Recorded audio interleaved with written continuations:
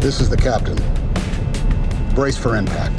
What's up, everybody? Ryan here. Welcome to the channel. If you haven't been here before, I'm a former F-15E combat fighter pilot, F-16 Thunderbird pilot, and current commercial pilot. Today, we're going to be breaking down some scenes from the movie Sully. Someone on Instagram hit me up and asked me to do that, so ask and you shall receive, my friend. And then stay to the very end of this video because I'll give you some stories on what I learned when I got to meet Sully and hang out with him for an afternoon. Him and his wife came out to a Thunderbird show, and then Sully actually ended up flying with the Thunderbirds. So a lot of really cool lessons learned. So I'll tell you guys a little bit about that interaction. But before we get going, you know what we're gonna need to do, right? We're gonna need to dominate that like button, maybe even subscribe. Every time you like and subscribe, a pilot somewhere gets their wings. Let's dive in.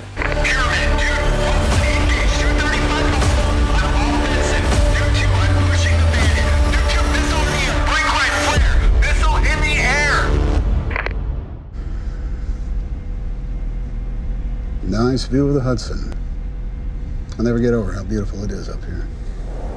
It is really cool. So even as a commercial pilot, when you break ground and just get that view, things just start to make more sense in the world. If you're a pilot yourself, then you probably know that feeling. Or if you're just a passenger flying in the back, there's something just kind of unreal about it. And that feeling, to me, never really goes away. Now, if you're breaking ground in something that starts with an F, like an F-16 or an F-18, that feeling is, let's just say, it's a little more adrenaline filled. But even as a commercial pilot, you definitely crave getting airborne every now and then. Life's easier in the air. Yes, it is. Birds. Whoa.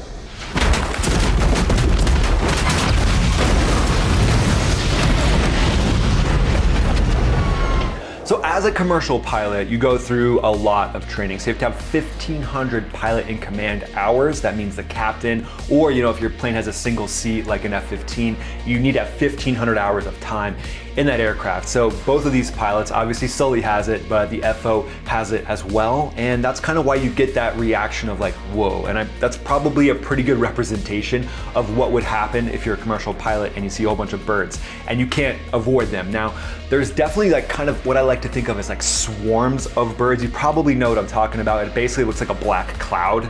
And I've seen this at a lot of different locations where you'll see this just massive cloud of sparrows or whatever type of bird, just hundreds of them. And you can avoid those pretty well because they're so tightly packed together and you can see them from relatively far away. Now, if you have like a lighter color of bird against a lighter sky backdrop, it's gonna be a lot harder to see. And I think when it comes to commercial planes as well, going from flying something with an F, F-15s, F-16s for myself, F-4s for Sully, you kind of have a different mindset. So if you're in a fighter jet, you can just whip that thing around. So you see a couple birds up ahead of you. I mean, I've done this all the time coming down on final in a fighter jet. I'll just quickly pull up, go off of the ILS, which is the landing system, get above it for a second if it's a clear day, and I'm doing a visual landing backed up with an ILS or something like that. I'll just get above the birds real quick and then dip back down and land. That's a visual landing. You wouldn't do something like that when you're in the clouds or whatever. But at the end of the day, these big jets, I always feel a little bit reluctant because there's just, there's a lot going on with them. You can't be as aggressive with them, first of all. And when you're on climb out like that, you don't want to get slow because you're going through a lot of different processes. You're getting the gear up, you're raising the flaps, and these things are kind of touchy. If you get below a certain speed, you'll get like speed warnings, and obviously worst case scenario is you're way too aggressive and you could actually stall one of these planes.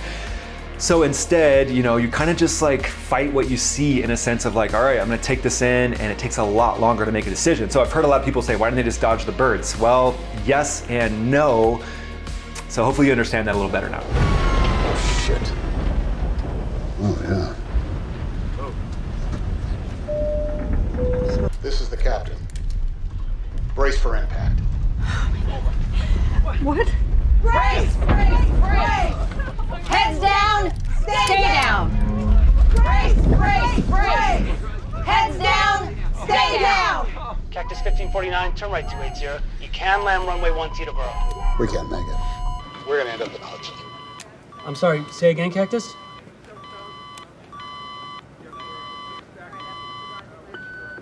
Cactus 1549, radar contact lost.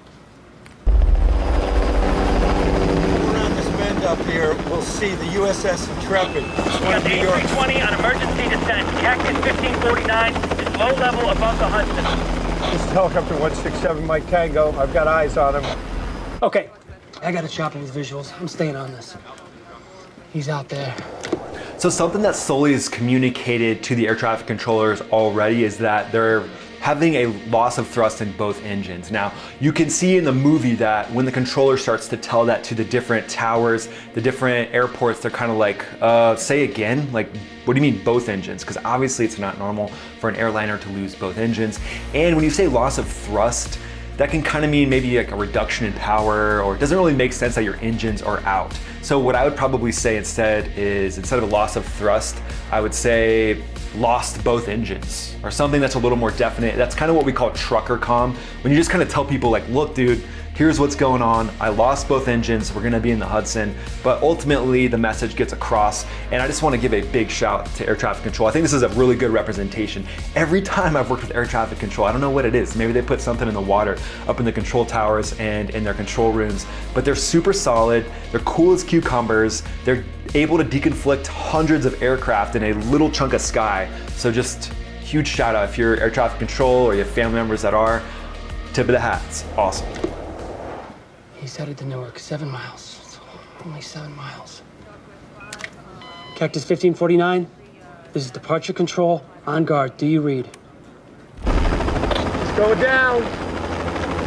Cactus 1549, do you read me? Shit, he's going down. He's gonna hit the water. Casey, take a seat. Sure.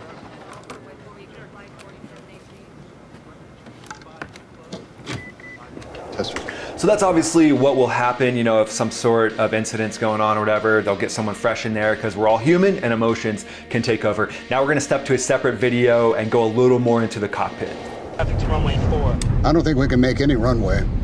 What about over to our right? Anything in New Jersey, maybe Teterboro? Okay, yeah, off your right side is Teterboro Airport. LaGuardia departure, got emergency inbound. This is Teterboro Tower, go ahead. Cactus 1549 over the GW Bridge. Needs to go to the airport right now. Check, does he need assistance? Yes, bird strike. Can I get him in for runway 1? I like that, you know, lickety split, talking to towers, making things happen, and control towers as well, super solid on how they prioritize emergency aircraft. So anytime I had an emergency in any type of jet, I always felt like I was being taken care of, and you got someone on your team just because of how sharp air traffic control and control towers are. Cactus 1549, we want to try and go to Teterboro? Obstacle. So a lot of things are gonna be going through your mind as a pilot when you lose both engines. Now, something that Sully did really well is he started the APU pretty much right away.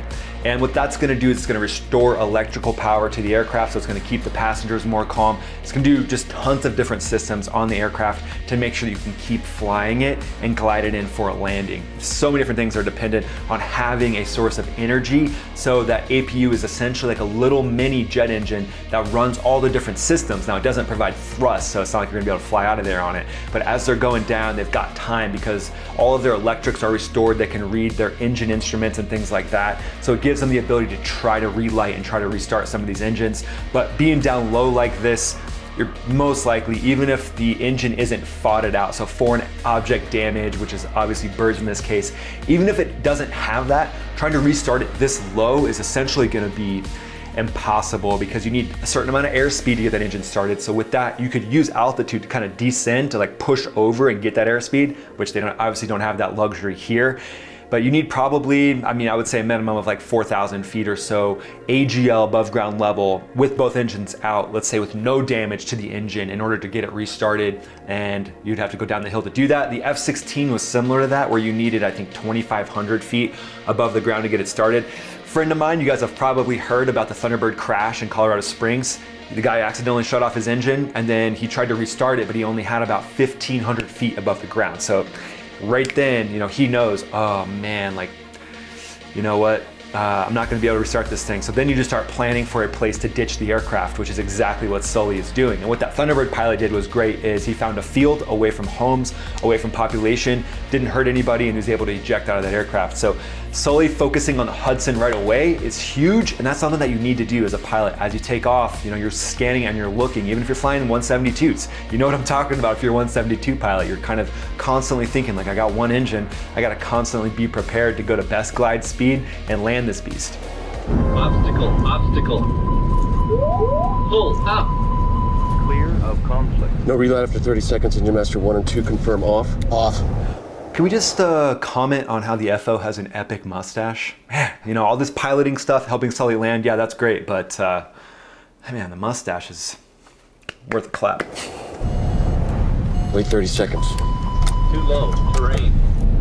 Too low. Terrain. So obviously their flight path right there was heading towards the side, heading towards populated areas. Sully's not going to put himself in a position for that. You're going to keep yourself aligned with that Hudson the entire time, unless you were thinking in your mind like, I'm going to be able to make it to a runway. But at this altitude right here, they're way too low to go to any runway. So I'm assuming that that was just for dramatic effect. Imagine that, a movie with dramatic effect. How dare they? Too low. Terrain.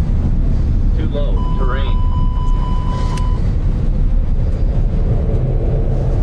All right, so Sully's essentially maintaining his best glide speed. Some other things to think about now are don't put the gear down, obviously. So if the gear go down, they're gonna catch the water and it's potentially gonna make the plane flip. There's also a ditching switch in the A320. So hitting that ditching switch, I'm not sure if they did it or not. Either way, all's well that ends well, right? But there's actually a switch you can hit that closes up some of the valves to keep the plane floating longer.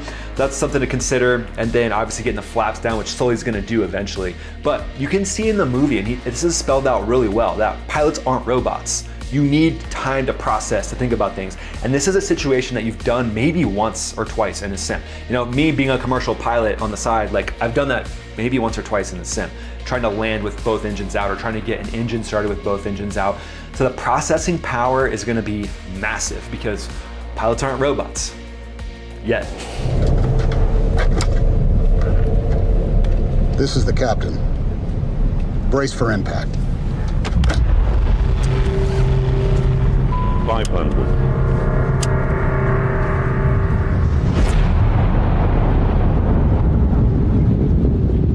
Cactus 1549, turn right 280. You can land runway 1 Teterboro. We can't make it. Okay, which runway would you like at Teterboro? Go ahead, try number 1. Number 1.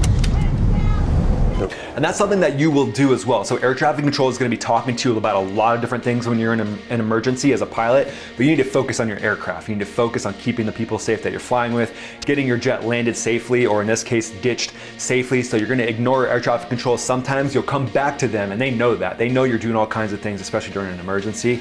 So that's what Sully's doing. He's making it happen. No relight. We're gonna end up in the Hudson. Too low. Terrain. I'm sorry, say again, Cactus? Too low. Terrain. Too low. Terrain.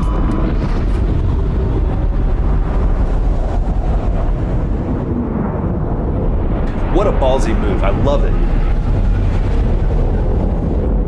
All right, let's put the flaps down. Put the flaps down. Flaps out. Cactus 1549, radar contact lost. You also got Newark. And you can see Sully says it twice there. Put the flaps down, nothing happens. Put the flaps down because he knows his first officer is, you know, just totally distracted because your brain bites are like taking it in what's about to happen. So that is solid piloting from the left seat. It's good to see an F4 pilot up there making it happen. Newark off you at 2 o'clock at about 7 miles. Got flaps out. 250 feet in the air.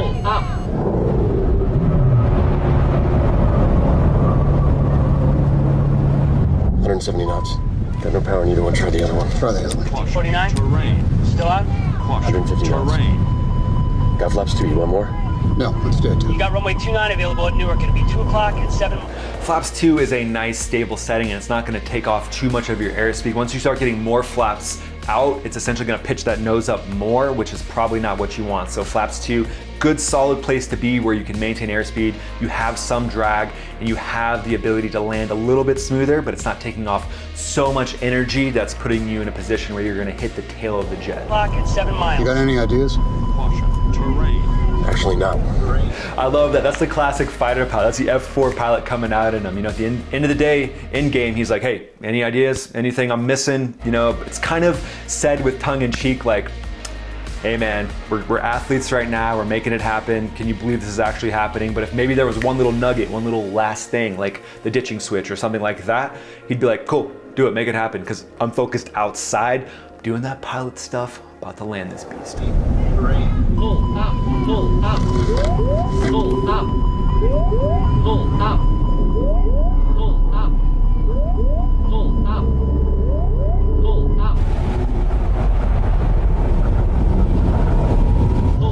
guys. Pull up. 30. Pull up. Pull up. 20. Pull up.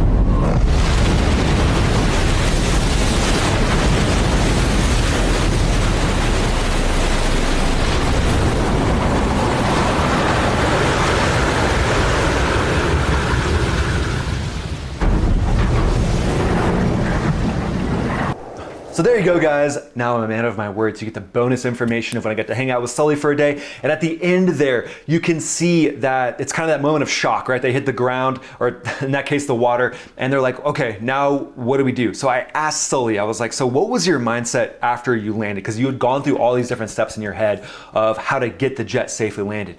So then how did you continue to stay engaged? And he just said that he had played it through all the way in his head on the way down, going down, on what he was gonna do as soon as they safely ditched the aircraft. He was gonna make sure that they got everybody out. He was gonna go through the different processes that we have as aviators to make that happen. So really cool that he had processed that all the way through. And then the next part, it was kind of interesting for him to talk about just the journey of going through all the different things that were being questioned, you know, the way that his character was being questioned, his aviation skills were being questioned. He could have done all these different things, right? You know, he missed this, missed that, but at the end of the day, he saved everybody's life. So he just said it was a good lesson in taking a step back, compartmentalizing, and focusing on what's most important. So for him, that was his family. And then the additional thing that was really cool is aviation safety is incredibly important to Sully. So his goal is to have 0 accidents with airliners forever. That's his goal. Like, it's a bold goal, but it's completely possible. And as you can see, some of the things he's done has really helped aviation safety. So again, tip of the hat to Sully, and a million of the golf claps, man. Super great to meet you. And for all of you out there, thanks for watching.